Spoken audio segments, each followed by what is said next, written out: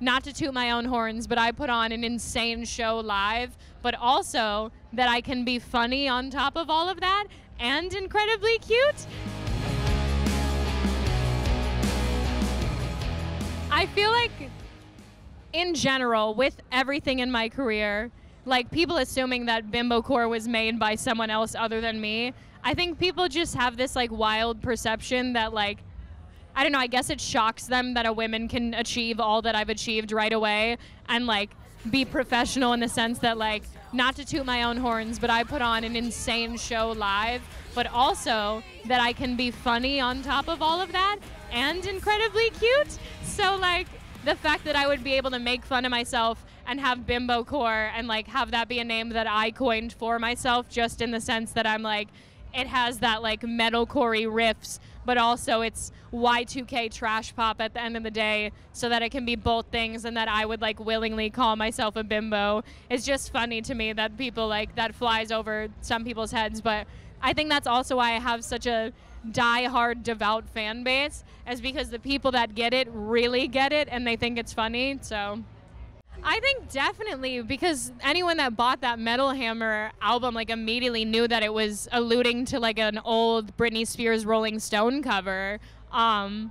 I mean, I reference her a lot throughout my music, but she really was like my awakening to pop music as a kid. Like she was just that pop star to me. Like everyone has their favorites. Mine was without a doubt Britney Spears. And like, I think just that whole era of like, unfortunately, you know, with like Britney's stories, she was treated so poorly throughout her entire career. So the fact that like I get to do what I do now and be like a full advocate for myself, like I think pays homage to her in a really cool way, because I like get to do things that unfortunately she was not able to do when she was young, in the sense of like I have full autonomy of everything in my project. But like, yeah, I don't know.